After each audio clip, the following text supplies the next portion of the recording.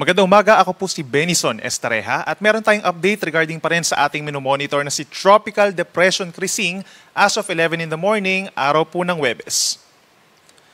Base po sa latest satellite animation ng Pag-asa ay huling namataan ang sentro ni Bagyong Crising 470 kilometers east-northeast ng Vera, Catanduanes. Taglay pa rin ang lakas na hangin na 55 kilometers per hour malapit dun sa kanyang sentro at may pagbugso hanggang 70 kilometers per hour. At medyo mabilis ang pagkilos nito, 25 kilometers per hour pahilaga, hilagang kanluran. Base po sa ating latest satellite animation, nasa around 300 kilometers po yung radius o yung layo from the center nung kabuuan po ng bagyo. At kitang-kita din dito sa ating latest animation na parang nagko-consolidate po, no? Or nagkukumpulan na yung mga ulap dun sa paligid po nitong si Bagyong Crising. Affected po nitong bagyo ang silangang parte po ng Luzon and Visayas. Habang natitirang bahagi ng bansa, kitang-kita rin dito sa ating latest animation yung makakapal na ulap associated naman po sa habagat or sa southwest monsoon na siya nagdadala rin po ng malalakas na mga pag-ulan even sa mga susunod na araw. Base po sa latest track ng Pag-asa, within the next 24 hours, mananatili pa rin po dito sa may silangan ng Luzon over Philippine Sea itong si Bagyong Crising. Estimated location bukas na umaga, 350 kilometers silangan ng Cagayan. And possible din po within today is mag-intensify pa ito as a tropical storm or possible na rin ito magkaroon ng international name habang nandito pa rin po sa mainit na karagatan ng bansa. Pagsapit naman po ng Sabado ng umaga, from bukas ng umaga hanggang Sabado ng umaga, inaasahang nasa may silangan na po ito ng Northern Luzon at inaasahang tatawid na rin po dito sa malaking bahagi pa ng Northern Luzon. At maaaring magkaroon ng landfall pagsapit po ng gabi bukas dito po sa mainland Cagayan at dadaanan din po possibly itong Apayao at saka yung Ilocos Norte. Nung sentro lamang po, no, ang pinag-uusapan natin ay sentro. Pero yung kabuuan po ng bagyo, inuulit natin, nasa 300 kilometers yung radius or around 600 kilometers yung kabuuang lawak o yung diametro. So ibig sabihin, maapektuhan din po yung kabuuan ng bagyo, itong bahagi pa po ng Catanduanes, then possibly dito rin po sa may Aurora at malaking bahagi pa po ng Northern Luzon sa susunod po na 2 hanggang 3 araw. And nakikita rin natin doon sa ating latest track na possible bago siya mag-landfall or during the time na nagla-landfall or dumadaan ito sa ating kalupaan ay mag-intensify pa ito as a severe tropical storm o yung katamtaman lakas po ng bagyo at posible rin tayo magtaas pa ng mas mataas pa po na wind signals or babala po sa hangin. Number 2 kapag meron tayong tropical storm, up to number 3 naman kapag meron tayong severe tropical storm. And then, inaasahan po natin pagsapit ng Linggo ng umaga ay nakatawid na ito dito sa may West Philippine Sea at nakalabas na ng Philippine Area of Responsibility.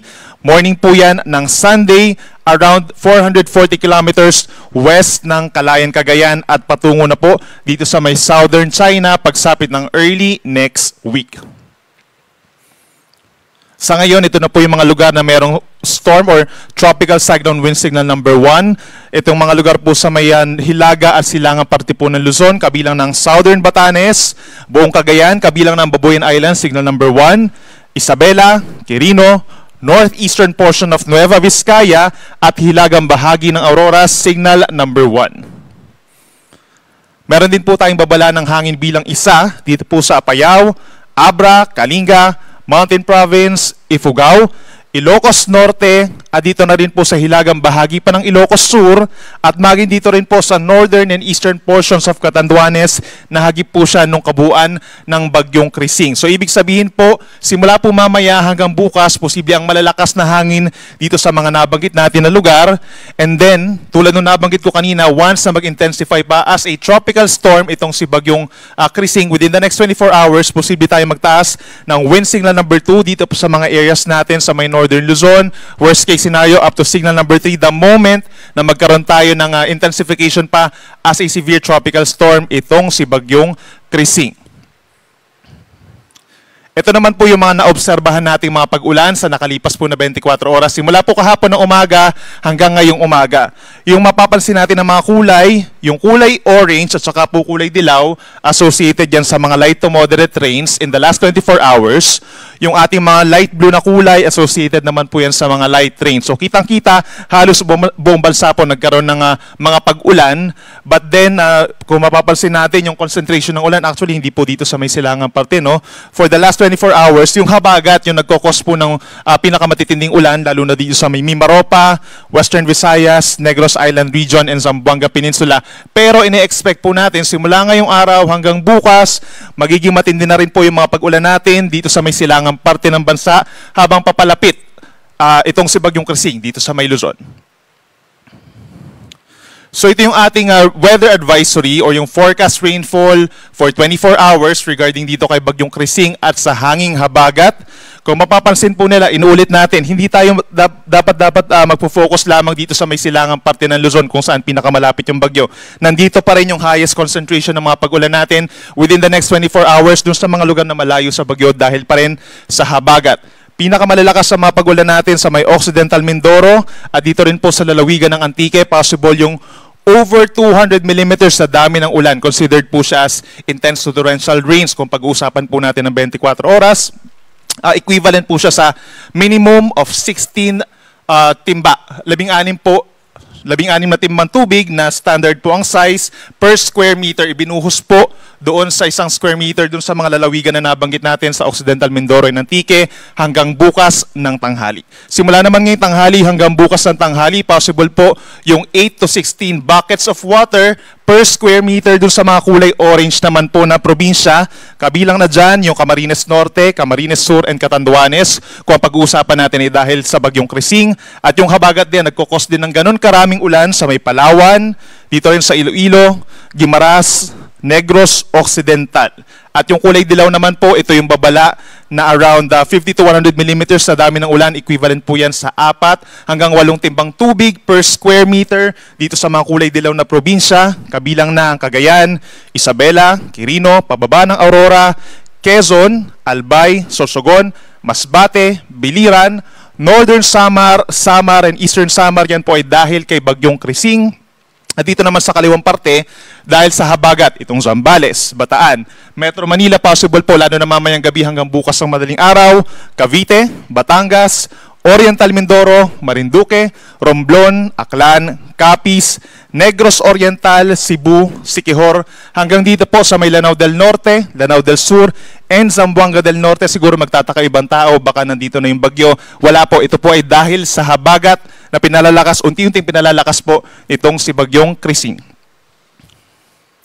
As for tomorrow noon po, tomorrow noon time hanggang sa Sabado ng tanghali, ito yung time actually na tumatawid po dito sa may Northern Luzon, itong si Bagyong Krising. Kaya kitang-kita natin yung pinakamararaming ulan dito po sa may Apayao, Cagayan, and Ilocos Norte. Possible yung more than 200 millimeters sa dami ng ulan. Again, possible po yung mga intense to torrential rains. 100 to 200 millimeters naman po ang posibleng dami ng ulan dito sa may karamihan, western sections po, no? Ito yung pinagsamang epekto na nitong si Bagyong Krising plus hanging habagat. Simula sa may Ilocos Sur, down to La Union, Pangasinan, Abra, Kalinga, Mountain Province, Benguet, pababa ng Zambales, Bataan, Cavite, Batangas, Occidental Mindoro pa rin po ang Antique at maging sa lalawigan ng Palawan. At kulay dilaw po or nasa around moderate with at times heavy rains, 50 to 100 millimeters sa dami ng ulan pa rin. Bukas ng tanghali hanggang Sabado ng tanghali, dito sa may gitang bahagi ng Luzon, Isabela, Ifugao, Quirino, Nueva Vizcaya, Nueva Ecija, pababa ng Tarlac, Pampanga, Bulacan, Metro Manila, Rizal, Laguna, Oriental Mindoro, Romblon, hanggang dito rin po sa may Aklan, Iloilo, Guimaras, Negros Occidental, yung mga mamamasyal po over the weekend. Possible yung mga itong lugar sa may western sections po ng Luzon and Visayas, magkakaroon pa rin ng mga minsan malalakas sa pag-ulan dahil pa rin po yan sa habagat. Pagdating naman po sa malalakas na hangin, yung mga lugar na magkakaroon po ng mga strong to gale force gustiness or mga pagbugso, may experience pa rin po ng mga lugar na malayo dun sa bagyo dahil nga rin yan sa southwest monsoon or hanging habagat. Ngayong araw po, minsan makakaranas po ng mga pagbugso ang Batangas, Quezon Province, Kabikulan, Mimaropa, buong Visayas, Zamboanga del Norte, Camiguin, Surigao del Norte, Dinagat Islands, Davao Occidental, Davao Oriental at Sarangani. At bukas, asahan pa rin po ang mga pagbugso ng hangin. Again, dahil sa habagat, hindi po direktang galing kay Bagyong Krising. Over Metro Manila, Bataan, Calabarzon, Bicol Region, Mimaropa, hanggang dito po sa may Visayas, Zamboanga Peninsula, Sulu Archipelago, Misamis Occidental, Lanao del Norte, Camiguin, Surigao del Norte, Dinagat Islands, Davao Occidental, and Davao Oriental. At bahagyang bababawasan yung mga affected na lugar natin pagsapit po ng Sabado, pero makakaranas pa rin po ng habagat ang malaking bahagi ng ating bansa, mapa Luzon, Visayas hanggang Mindanao. And bukod pa sa babala po ng ulan, babala ng hangin, meron din po aasahan tayo ng matataas sa mga pag-alon. Wala pang gale warning po sa ngayon or yung mga delikadong alon, pero again, suspended na po yung mga sea travels dun sa mga karamihan ng lugar sa may norte dahil meron na po silang wind signal number 1. Yung daluyong o yung direktang pagpasok po ng tubig dahil po dun sa malakas na hangin na dala nitong si Bagyong Krising, posible pong maranasan by tomorrow hanggang sa Sabado dito sa may Cagayan and Isabela, yung mga coastal areas po doon. Binabalaan na natin sa ngayon pa lamang, no, possible yung hanggang 2 metrong taas ng mga daluyong or halos isang palapag po ng gusaling taas ng mga patuloy na pagpasok ng alon or storm surge na tinatawag dahil dito kay Bagyong Krising na ina-expect nga natin na lalakas pa as a tropical storm. So yan po muna, latest mula dito sa Weather Forecasting Center ng Pag-asa. Yung next po na update natin regarding kay Bagyong Krising ay mamaya pong 5:00 ng hapon. Muli po ako si Benison Estareja, mag-ingat po tayo.